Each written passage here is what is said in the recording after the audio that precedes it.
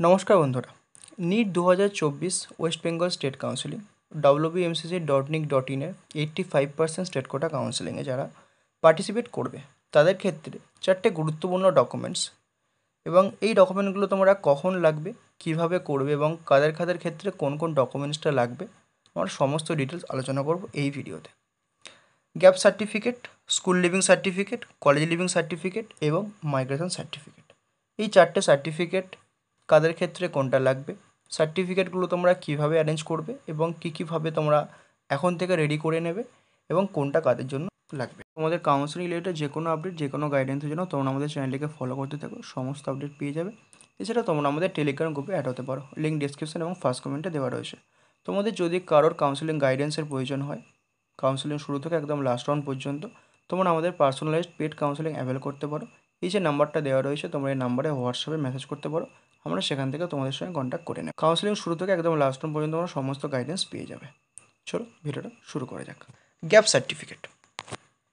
Gap certificate কি? Gap certificate হচ্ছে তুমি এইচএসের পর কোনো ইনস্টিটিউশনে ভর্তি হওনি, তোমার গ্যাপ আছে বা ড্রপ আছে, তো সেই ইয়ারে তুমি কি করেছিলে বা তুমি কোথাও অ্যাডমিশন নাওনি, এটা একটা কিন্তু ফর্মে লেখা। গ্যাপ সার্টিফিকেট নিয়ে অলরেডি ডিটেলস একটা ভিডিও আমাদের চ্যানেলে দেওয়া আছে। তোমরা গ্যাপ সার্টিফিকেট নিট 2024 অনিন্দ বেলে লিখে সার্চ করবে ইউটিউবে, তোমরা কিন্তু ভিডিওটা পেয়ে যাবে। ওই ভিডিওটাতে কী কী লিখবে ফরম্যাটে, তাছাড়া কত টাকা স্ট্যাম্প পেপারে করাবে, A to Z পুরো ডিটেলস বলা আছে। আচ্ছা, স্কুল লিভিং সার্টিফিকেট ওটা তোমরা স্কুল থেকেই পেয়ে যাবে এইচএসের পর। কলেজ লিভিং সার্টিফিকেট তোমরা যদি কেউ কলেজ অ্যাডমিশন নিয়ে থাকো তো সেক্ষেত্রে তোমরা কলেজ থেকে ওটা পেয়ে যাবে বা তোমাদের কিন্তু কালেক্ট করতে হবে। মাইগ্রেশন সার্টিফিকেট যারা অন্য কোনো ইউনিভার্সিটির আন্ডারে অ্যাডমিশন নিয়েছিলে, West Bengal university of health science ছাড়া অন্য যে কোনো ইউনিভার্সিটির আন্ডারে যদি তুমি কোনো কলেজে ভর্তি হয়ে থাকো তাহলে কিন্তু তোমাকে মাইগ্রেশন সার্টিফিকেট দিতে হবে। এবার আসে এগুলো কখন লাগবে আর কাদের কাদের ক্ষেত্রে কোনটা লাগবে। দেখো, গ্যাপ সার্টিফিকেটের ভিডিওটা বানিয়েছিলাম, তোমরা অনেকেই বলেছো যে এটা অ্যাডমিশনের সময় লাগে না, ওটা লাগে হচ্ছে রেজিস্ট্রেশনের সময়। যখন ইউনিভার্সিটি রেজিস্ট্রেশন হবে ওটা তোমরা ধরে নিতে পারো তোমাদের অ্যাডমিশনের প্রায় 5 মাস পর হবে বা 3 থেকে 4 মাস পর হবে। এবার তোমাদের একটা কথা বলে রাখি, WBMCCর ওয়েবসাইটে বা পিডিএফে কোথাও দেওয়া নেই যে গ্যাপ সার্টিফিকেট অ্যাডমিশনের সময়তেই লাগবে বা মাইগ্রেশন সার্টিফিকেট অ্যাডমিশনের সময়তেই লাগবে। কিন্তু কোনো কোনো কলেজ তুমি যখন অ্যাডমিশন নিতে যাবে, আমি এখানে নাম বলছি না, 3টে থেকে 4টে কলেজ আছে বা সংখ্যাটা তার বেশিও হতে পারে, তারা কিন্তু অ্যাডমিশনের সময়টি তোমার থেকে গ্যাপ সার্টিফিকেট মাইগ্রেশন সার্টিফিকেট নিয়ে নেবে। তাই তোমাদেরকে আমি একটা কথাই বলছি, তোমরা কিন্তু সার্টিফিকেটগুলো এখন থেকেই করিয়ে নাও। প্রথমে দেখে নেব যে কোন ক্যান্ডিডেটের সিচুয়েশন অনুযায়ী কোন সার্টিফিকেটটা লাগবে। দেখো, তোমার এইচএস যদি 2024 সালে হয় তাহলে তোমার কোনো গ্যাপ নেই, তাহলে তোমার গ্যাপ সার্টিফিকেট লাগছে না।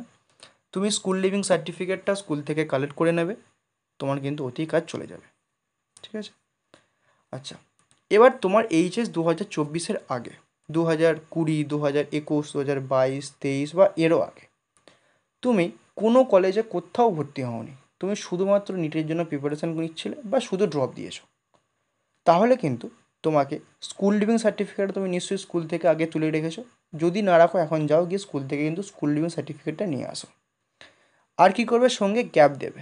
গ্যাপটা কত ইয়ারের দেবে, তোমার যত ইয়ারের গ্যাপ আছে তো সেই অনুযায়ী তোমরা কিন্তু ফর্ম্যাট রেডি করে নেবে।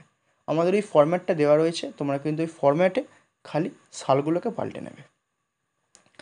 ঠিক আছে? তাহলে যারা 2024-এর আগে তোমাদের এইচএস এবং তোমাদের কোনো কলেজে অ্যাডমিশান হয়নি, সেক্ষেত্রে তোমাদের গ্যাপ লাগবে এবং স্কুল লিভিং লাগবে। তোমার এইচএস 2024-এর আগে এবং তুমি কোনো কলেজে অ্যাডমিশান নিয়েছিলে। এবার আসছে 2 থেকে 3টে ফ্যাক্টর। তুমি যে কলেজটিতে অ্যাডমিশান নিয়েছিলে সেই কলেজটা WBUHS-এর আন্ডারে পড়ে নাকি তার ইউনিভার্সিটি অন্য, অর্থাৎ WBUHS মানে হচ্ছে West Bengal university of health science. তোমরা এখন যে কোর্সগুলোর আন্ডারে ভর্তি হতে চলেছো, ধরো তুমি আগে নার্সিং পড়তে, BMS পড়তে, BHMS পড়তে, এখন অন্য কোনো কোর্সে আসছো, বা তুমি BDS অ্যাডমিশন ছিল এখন তুমি MBBS-এ আসছো, তাহলে তোমার ইউনিভার্সিটি WBUHS, তুমি কোনো কলেজে অ্যাডমিশন নিয়েছিলে, এখন তুমি কলেজ চেঞ্জ করছো, সেক্ষেত্রে কিন্তু তোমাকে শুধুমাত্র কলেজ লিভিং সার্টিফিকেটটা প্রোভাইড করলেই চলে যাবে। সেখানে তোমাকে কলেজ নাম আর কোর্স কিন্তু চেঞ্জ হবে, তোমার রেজিস্ট্রেশন নাম্বার আগে যেটা ছিল সেটাই কিন্তু থাকবে। ঠিক আছে? আচ্ছা, এবার তুমি যে কলেজটিতে অ্যাডমিশন নিয়েছিলে সেটা ধরো WBUHS ছাড়া যে কোনো ইউনিভার্সিটি, তুমি হয় কোনো অনার্স কলেজে অ্যাডমিশন নিয়েছিলে, হতে পারে অন্যান্য কোনো কোর্সের আন্ডারে অন্য কোনো ইউনিভার্সিটিতে ভর্তি হয়েছিলে। সেখানে আবার দুটো শর্ত আছে, তুমি রেজিস্ট্রেশন করিয়েছিলে, রেজিস্ট্রেশন করাওনি। অনেকে আছো শুধু খাতায় নামটা তুলে দিয়ে জাস্ট বসেছিলে, রেজিস্ট্রেশন ফেজিস্ট্রেশন কিচ্ছু করাওনি, জাস্ট ওইটুকুই। আরও অনেকে আছো যারা রেজিস্ট্রেশন করিয়েছিলে, কেউ পরীক্ষা দিয়েছিলে, কেউ রেজিস্ট্রেশন করিয়ে পরীক্ষা দেওনি, শুধু গ্যাপ দিয়ে মানে শুধু ড্রপ দিয়েছো। দেখো সেক্ষেত্রে তোমাদেরকে বলে রাখি, যাদের রেজিস্ট্রেশন হয়নি তোমাদের ক্ষেত্রে কিন্তু কলেজ থেকে কলেজ লিভিং সার্টিফিকেট তুলতে হবে। এছাড়াও তোমাদেরকে ইউনিভার্সিটি বা কলেজের থেকেও যেখানে তুমি রেজিস্ট্রেশন করোনি বা NOC সার্টিফিকেটও কিন্তু তোমাদেরকে লাগতে পারে, তোমরা কিন্তু সেটা কালেক্ট করে নাও, যেটা দেবে তোমরা সেটা কিন্তু কালেক্ট করে নাও। একটা প্রমাণ তোমাদেরকে রাখতে হবে যে তুমি ইউনিভার্সিটির আন্ডারে রেজিস্ট্রেশন করোনি এবং তুমি ওই কলেজটা ছেড়ে দিয়েছো, ঠিক আছে। এবং যে ইউনিভার্সিটি যে কলেজ যে ফরম্যাটটা দেবে বা যেটা দেবে ডকুমেন্ট, তোমরা কিন্তু সেটা কালেক্ট করে রাখবে। এবার তোমরা যদি রেজিস্ট্রেশন করিয়ে থাকো তাহলে কিন্তু তোমাদের মাইগ্রেশন সার্টিফিকেট লাগবে। এবার মাইগ্রেশন তোলার জন্য কলেজ থেকে কলেজ লিভিংটা নিয়ে ইউনিভার্সিটিতে গিয়ে মাইগ্রেশনের জন্য অ্যাপ্লাই করতে হয় এবং সেটা কিন্তু সার্টিফিকেট তোমাকে দিয়ে দেবে। তাহলে এই সার্টিফিকেটগুলো কিন্তু তোমরা অবশ্যই রেডি করে নেবে এখন থেকে, তোমাদের কাউন্সেলিংয়ের প্রসেসের বা ভেরিফিকেশানের আগেই চেষ্টা করবে রেডি করে ফেলার। তোমরা ডকুমেন্টগুলোকে সঙ্গে করে নিয়ে যাবে, না চাইলে দেবে না, কিন্তু যদি চায় তখন দিয়ে দেবে। সুতরাং নিজেকে বিপদের মধ্যে ফেলার থেকে আমার মনে হয় যে এগুলোকে রেডি করে নেওয়া ভালো। খুব একটা কমপ্লেক্স ডকুমেন্টগুলোও না, আর করতে খুব বেশি যে সময় লাগবে সেগুলোও কিন্তু না। তাই পরবর্তী ক্ষেত্রে বসে না থেকে ডকুমেন্টগুলো তোমরা এখন থেকে রেডি করে নাও। এটা আমাদের পক্ষ থেকে তোমাদের দেওয়া সাজেশান, বাকিটা মানা না মানা সম্পূর্ণ তোমাদের উপর। এগুলো নিয়ে কোনো ডাউট থাকলে বা কোনো যদি জিজ্ঞাসা থাকে যে আমার HS এতই, আমার গ্যাপ এতই, আমার কোন সার্টিফিকেট লাগবে, আমার কী লাগবে, তোমরা কমেন্টে জিজ্ঞাসা করতে পারো, আমরা অবশ্যই রিপ্লাই দেবো।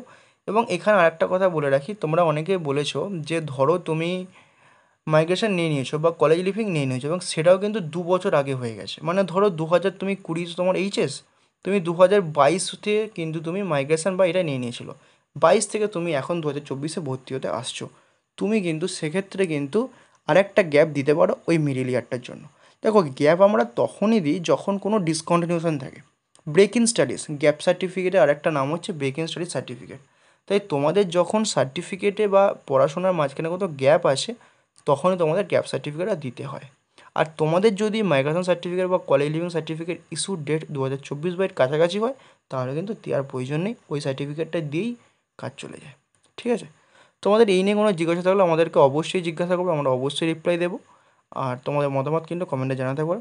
এরকম ভিডিও পাওয়ার জন্য, তোমাদের কাউন্সেলিংয়ের সমস্ত আপডেট, সমস্ত হেল্প পাওয়ার জন্য চ্যানেলটিকে রেগুলার ফলো করতে থাকো। দেখা হচ্ছে পরের ভিডিওতে, সকলে সুস্থ থাকো, ভালো থাকো। আর তোমাদের কোন টপিকে ভিডিও দিলে সুবিধা হয় সেটা কিন্তু সাজেস্ট করতে ভুলো না।